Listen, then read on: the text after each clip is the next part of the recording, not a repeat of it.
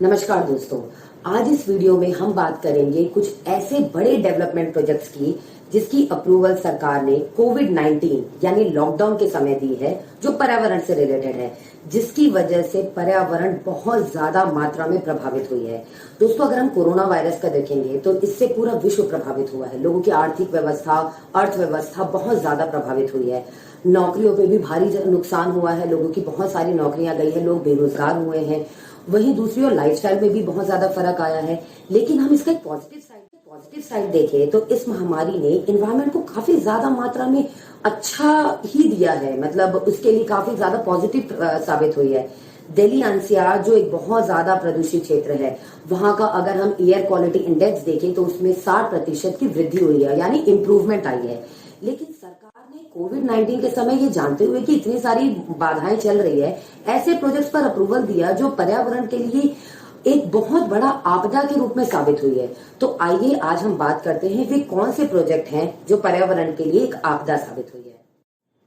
दोस्तों, सबसे पहले हम बात करेंगे असम के Dehing Patkai wild life sanctuary के बारे में, जो largest tropical evergreen rain forest है नॉर्थ ईस्ट का। इसे अमेजोन ऑफ द ईस्ट भी कहा जाता है। आजकल ये काफी ज्यादा कंट्रोवर्सी में चल रही है, क्योंकि अभी हमें पता चला है कि 2003 से लेकर अब तक यहाँ पर इलीगल कोल माइनिंग ऑपरेशंस चल रही थी। सबसे पहले मैं आपको इस प्रोजेक्ट का सिनेरियो बताना चाहूंगी, जिससे आपको क्लैरिटी मिले कि क्या इलीगल कोल माइनिंग चल रही थी, प्रॉब्लम्स कहाँ पर थी। तो सबसे पहले दोस्तों, जो प्रोजेक्ट जिस पर अभी प्रॉब्लम चल रहा है, जो लैंड है, वो है 98.59 हेक्टर लैंड, जो अभी जिस पर प्रपोजल चल रहा है। इस 98.59 हेक्टर लैंड को अगर हम दो भागों में विभाजित करें तो एक और आता है 57.20 हेक्टर लैंड, जो ऑलरेडी ब्रोकन है। मतलब वहां ऑलरेडी इलीगल कोल माइनिंग चल रही है। इस 57.20 हेक्टर लैंड को अगर हम फर्दर डिवाइड करते हैं तो 12.93 हेक्टर लैंड जो है 2003 में ही ब्रोक कर दी गई थी। मतलब 2003 में ही इस पर इलीगल कोल माइनिंग शुरू कर दी गई थी। बाकी जो आता है 44.27 का रेशियो, ये 2003 से लेकर 2019 के बीच में यहाँ इलीगल कोल माइनिंग ऑपरेशंस चली है। अभी जो मुद्दा चल रहा है वो बचे 41.39 हेक्टर लैंड, जो फ्रेश लैंड है, जिसका अप्रूवल मांगा जा रहा है, उस पर मुद्दा चल रहा है। एक्टिविस्ट हैं राहुल चौधरी, उन्होंने आरटीआई जारी की।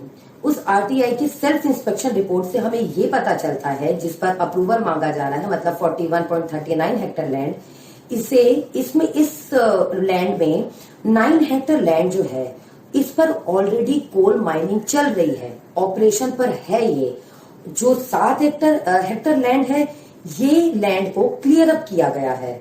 क्लियर अप मतलब मे बी फर्दर माइनिंग के लिए इस पर प्रोसेस चल रही है। अप्रैल 2020 में national board of wild life ने, CIL ने जो प्रपोजल दिया था, कोल इंडिया लिमिटेड ने, कि ये जो इलीगल कोल माइनिंग जो 2003 से चलती आ रही है, हम इसे लीगलाइज करना चाह रहे हैं। इस अप्रूवल को प्रोसेस कर दिया है, इसे अप्रूवल दे दिया गया है। इससे ये एक बात बहुत बड़ी सरकार की, मतलब असम गवर्नमेंट की, असम फॉरेस्ट डिपार्टमेंट की नकारात्मकता हम देखते हैं कि वो किस तरीके से अपने काम करने में फेल हुए हैं। वो अपना काम सही तरीके से निभा नहीं पाए हैं। 2003 से चल रहा है, लेकिन इस पर अभी तक कोई एक्शन नहीं लिया गया है। वहीं हमारे ऐसे एक्टिविस्ट हैं जिनके लिए पर्यावरण बहुत मायने रखता है, उन्होंने इसको बहुत ज्यादा लोगों में वायरल किया, सोशल मीडिया में काफी ज्यादा viral, with #Save Dehing Patkai, #IAM Dehing Patkai, जिसे वॉलिस्टेड किया गया बाय आर्ट एंड म्यूजिक, जिसकी वजह से ये काफी ज्यादा रेंज में आया, क्योंकि लोगों ने भारी मात्रा में इस पर प्रोटेस्ट किया। इस प्रोटेस्ट की वजह से अच्छी बात ये हुई कि फिलहाल के लिए माइनिंग ऑपरेशन यहाँ पर रोक दी गई है। लेकिन ये फिलहाल की बात है दोस्तों, फ्यूचर क्या रहेगा इसका, इस पर अभी भी कोई निर्णय नहीं लिया गया है।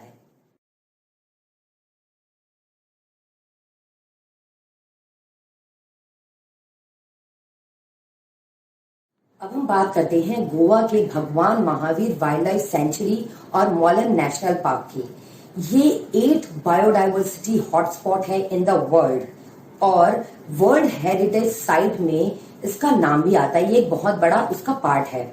फिलहाल ये काफी ज्यादा कंट्रोवर्सी में चल रहा है। रीजन ये है कि 7 अप्रैल 2020 को 57 स्टैंडिंग कमेटी मीटिंग हुई national board of wild life के साथ, NBW के साथ, जिसमें वीडियो कॉन्फ्रेंसिंग के थ्रू कुछ ऐसे प्रोजेक्ट्स की अप्रूवल दी गई जिसकी वजह से पर्यावरण को काफी ज्यादा नुकसान पहुंचेगा। आइए जानते हैं वे कौन से ऐसे प्रोजेक्ट्स हैं जिसका असर एनवायरनमेंट पे होगा। पहला प्रोजेक्ट है रेलवे के ऊपर, रेलवे डबल ट्रैकिंग। दूसरा है हाईवे यानी वाइडनिंग ऑफ NH4A हाईवे को चौड़ीकरण की बात की जा रही है। तीसरा है laying of line in line out transmission line, ये ट्रांसमिशन लाइन है जो वहां पे बिछेगी। अब जब ये प्रोजेक्ट बनेगा तो इन दो पार्क जो मैंने आपको बताए गोवा के, इसके अलावा ये कॉरिडोर जो है ये काली टाइगर रिजर्व जो कर्नाटका में है उसे भी एडजॉइन करेगा। मतलब अब ये 2 नेशनल पार्क को नहीं बल्कि 3 पार्कों को प्रभावित कर रहा है। एक भगवान महावीर वाइल्ड लाइफ सेंचुरी, दूसरा मोलेम नेशनल पार्क जो गोवा का है, तीसरा काली टाइगर रिजर्व जो कर्नाटका का है। अब हम देखते हैं, बताते हैं आपको कि इसका क्या इम्पैक्ट पड़ेगा। इन प्रोजेक्ट्स पर अप्रूवल देने से काफी ज्यादा इम्पैक्ट पड़ेगा हमारे इकोसिस्टम पे। इसके अलावा वाइल्ड एनिमल मोर्टेलिटी रेट में भी काफी ज्यादा बढ़ोतरी होगी, काफी ज्यादा राइज होगा वो। इसके साथ ही ये जो प्रोटेक्टेड एरिया है वहां से जो वाटर फ्लो करता है, जिस पर वहां के किसान और जो रहने वाले लोग हैं, स्थानीय लोग हैं, वो बहुत ज्यादा डिपेंडेंट है, उन पर भी काफी मात्रा में इसका प्रभाव पड़ेगा।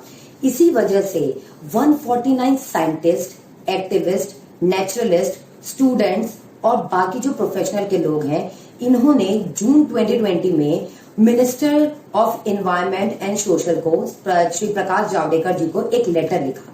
लेटर में उन्होंने डीप कंसर्न दिया है रिगार्डिंग दिस प्रोजेक्ट कि जो वीडियो कॉन्फ्रेंसिंग के थ्रू इतना बड़ा प्रोजेक्ट आपने अप्रूवल दिया है बिना सोचे समझे कि इससे कितना ज्यादा एनवायरनमेंट प्रभावित होगा, इस पर एक काफी गहन चर्चा की गई है। लेकिन ये लेटर अभी सरकार के पास है, मतलब हमारे मिनिस्टर साहब के पास है, यूनियन मिनिस्टर साहब के पास, पर इस पर अभी तक कोई भी निर्णय नहीं लिया गया है।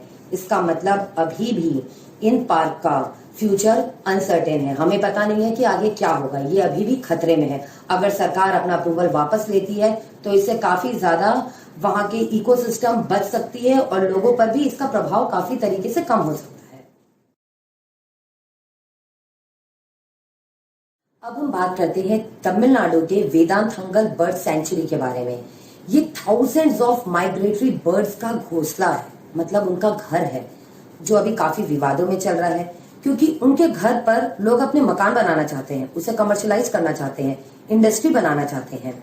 सबसे पहले मैं आपको इसका सिनेरियो बताना चाहूंगी। ये जो सेंचुरी है ये एक लेक है जो 29.51 हेक्टेयर पे फैला हुआ है। इस लेक के 5 किलोमीटर के दायरे पर वाइल्ड लाइफ बर्ड सैंक्चुरी बना हुआ है। ये 5 किलोमीटर एरिया जो है इसे रेवेन्यू लैंड कहते हैं। रेवेन्यू लैंड दोस्तों वो लैंड है जहां पे ना लोग रह सकते हैं, ना ही वहां पे कोई इंडस्ट्री खड़ी कर सकते हैं। अब जो प्रपोजल है वो ये है कि इस 5 किलोमीटर के जो रेवेन्यू लैंड है इसको कम करके 3 किलोमीटर कर दिया जाए और इस 3 किलोमीटर के जो लैंड है इसको 2 भागों में विभाजित किया गया। 1 किलोमीटर लैंड को कोर जोन बोला गया है और दूसरे 2 किलोमीटर जोन को बफर जोन बताया गया जा रहा है और जो आउटर 2 किलोमीटर एरिया है इसे डीनोटिफाइड किया जाएगा। अब ये हो क्यों रहा है, सबसे बड़ा मुद्दा ये है सन फार्मास्यूटिकल इंडस्ट्री। ये सन फार्मास्यूटिकल इंडस्ट्रीज लिमिटेड जो है वो अपनी कंपनी एक्सपेंड करना चाह रही है, उससे और ज्यादा कमर्शलाइज करना चाह रही है इस बर्ड सेंचुरी के अंदर, जिसकी वजह से उसने एक प्रपोजल 30 मई को यूनियन मिनिस्टर को भी दिया है। उसमें उन्होंने अपील की है कि उन्हें अपना इंडस्ट्री एक्सपेंड करने दिया जाए, वहां अपने ऑपरेशंस के लिए उनको अप्रूवल चाहिए, जिसके लिए ये बफर जोन और ये लैंड रिड्यूस की बातें चल रही है। लेकिन जब ये बात TNIE ने अपने आर्टिकल में प्रकाशित किया तो सन फार्मास्यूटिकल ने एक ट्वीट किया और ट्वीट पे ये लिखा कि हमारा ऐसा कोई प्लान ना अभी है ना फ्यूचर में है, हम कोई भी अपने ऑपरेशन एक्सपेंड करना नहीं चाह रहे हैं। अगर ये बात सच है तो तमिलनाडु फॉरेस्ट डिपार्टमेंट ने सन फार्मास्यूटिकल का ये proposal state wild life board को क्यों भेजा और स्टेट वाइल्ड लाइफ बोर्ड ने इस प्रपोजल को पढ़ा, न सिर्फ पढ़ा, इसे कमर्शियली एक्सपेंड करने के लिए अप्रूवल भी दे दिया है। और ये जानते हुए भी कि ये उल्लंघन है रेगुलेशन एक्ट का वाइल्ड लाइफ प्रोटेक्शन एक्ट जो है 1972, इस एक्ट के तहत आप कोई भी सेंचुरी में कोर जोन या बफर जोन नहीं बना सकते। हालांकि ये अमेंडमेंट हुआ था 2006 में, लेकिन उसके हिसाब से भी जो बाइफर्केशन है वो टाइगर रिजर्व में हो सकती है, बर्ड सेंचुरी में नहीं हो सकती है। लेकिन अब मुद्दा ये है कि स्टेट वाइल्ड लाइफ बोर्ड ने तो इसे पास कर दिया है, पास करके इसे दिया national board of wild life को। अब देखने की बात है क्या एनबीडब्ल्यू इस पर हामी भरती है, इसे अप्रूवल देती है। अगर एनबीडब्ल्यू इस पर अप्रूवल देती है तो ये हजारों माइग्रेटरी बर्ड्स खतरे में है, क्योंकि वेदांतंगल बर्ड सेंचुरी भी खतरे में है। ये कमर्शियलाइज होने की कगार पर आ जाएगा। अब हम बात करते हैं अरुणाचल प्रदेश के दिबांग वैली के बारे में, जो अपनी रिच बायोडाइवर्सिटी के नाम से काफी ज्यादा फेमस है, लेकिन हाल ही में काफी ज्यादा कंट्रोवर्सी में चल रही है, क्योंकि यहाँ पर 3097 मेगावाट का hydro electric power project develop होने वाला है। ये जॉइंट वेंचर है जिंदल पावर लिमिटेड का और Arunachal Pradesh power development corporation का।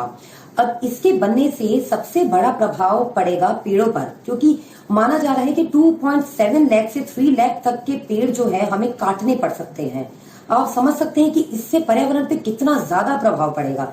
यही नहीं, ये जो पावर प्लांट बनेगा, जो डैम बनेगा, ये दिबांग के 2 सहायक नदियां हैं, ड्राई और तांगोन। ये जो 2 सहायक नदियां हैं, इसके ऊपर ये पावर प्लांट बनेगा, मतलब ये डैम बनाया जाएगा।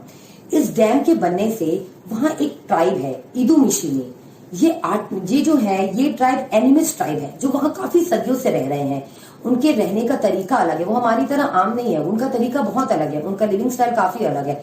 इस प्रोजेक्ट की वजह से उन लोगों को काफी ज्यादा प्रभाव पड़ेगा, काफी ज्यादा प्रभावित होंगे, उनके लाइफस्टाइल में काफी ज्यादा चेंजेस आएगा। इसके साथ ही ये जो जोन है ये सेस्मिक जोन है, मतलब यहाँ बहुत ज्यादा, अगर हम पिछले 1 साल में अगर देख ले, सेंचुरी में देख लेते हैं अगर हम, तो यहाँ 34 अर्थक्वेक ऑलरेडी आ चुके हैं। 1950 में 8.60 मैग्नीट्यूड का यहाँ पर अर्थक्वेक आया था। ऐसे जगह पर हाई रिजर्वायर के साथ डैम बनाना ये बहुत ही बड़ी मूर्खता की बात कही जा सकती है, क्योंकि इससे काफी ज्यादा एनवायरमेंट को भी प्रभाव पड़ेगा और वहां रह रहे लोगों को भी प्रभाव पड़ेगा।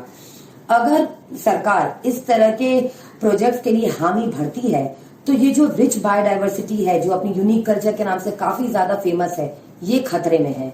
इस पर कोई भी निर्णय लेने से पहले सरकार को बहुत ज्यादा सोचने की जरूरत है। इन प्रोजेक्ट्स पर दिए गए अप्रूवल के बाद सरकार काफी ज्यादा कंट्रोवर्सी में ऑलरेडी चल रही है, काफी प्रोटेस्ट चल रहा है। जैसे मैंने बताया कि माइनिंग ऑपरेशन बंद हुए हैं क्योंकि प्रोटेस्ट की वजह से। इसके बाद भी हाल ही में सरकार ने एक ड्राफ्ट रिलीज किया एनवायरमेंट असेसमेंट इम्पैक्ट का, जिसकी वजह से सरकार और ज्यादा कंट्रोवर्सी में आ गई है, क्योंकि नॉर्थ ईस्ट ऑर्गेनाइजेशन ने इसका भारी जमकर विरोध किया है। इसको पढ़ने के बाद इससे ये प्रतीत होता है कि ये जो है बिजनेस पर्सन, प्रोमोटर्स हैं, डेवलपर्स हैं, उनके लिए बनाई गई है। ये पर्यावरण के लिए नहीं बनाई गई है, उसको सेफ रखने के लिए नहीं बनाया गया है। दोस्तों, डेवलपमेंट हम भी चाहते हैं, डेवलपमेंट सब चाहते हैं, लेकिन इसकी कीमत हम प्रकृति को दांव पर लगा के तो नहीं कर सकते, क्योंकि एनवायरमेंट है तो हम है, वही हमें ऑक्सीजन दे रहे हैं, उन्हीं से हम जिंदा है। तो अंत में मैं सिर्फ यही कहना चाहूंगी कि प्रकृति हमारे जीवन का महत्वपूर्ण आधार है। अगर हमने उसे नहीं बचाया तो हम खुद को खो सकते हैं। अगर हमने प्रकृति को नहीं बचाया तो शायद हम खुद को खो सकते हैं। धन्यवाद।